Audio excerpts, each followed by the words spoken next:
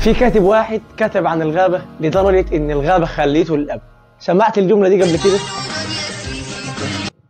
الجملة اللي خلت ملايين الناس يحلموا يعيشوا في الأدغال.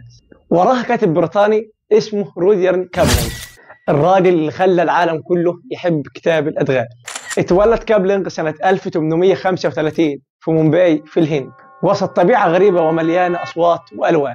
هناك سمع أول حكاياته من الخدم الهنود عن النمور والأفاعي والغابة اللي فيها الخير والشر بيمشوا جنب بعض. ومن يومها عاش بين عالمين، ضجيج لندن وصوت الغابة. ولما رجع إنجلترا كان شايل جواه الهند كلها. كتب كتاب الأدغال سنة 1894 وقدم للعالم موجي، الطفل اللي تربى وسط الذئاب وتعلم من الحيوانات معنى الإنسانية، والناس دخلت جوا الحكاية كأنها حقيقة. بس الغريب إن كل ده كان وراه حكمة أكبر من 1000 كتاب فلسفة. سنة 1907 جايزة نوبل راحته وكان عمره 41 سنة بس، وده كان أصغر فائز في التاريخ ياخد الجايزة دي. بس ورا الكاتب اللي خلى العالم كله يحلم كان فيه أب فقد كل حلم. بعد ما خسر ابنه في الحرب كتب وقال: لو كنت سأكتب عن البطل الحقيقي فهو ابني.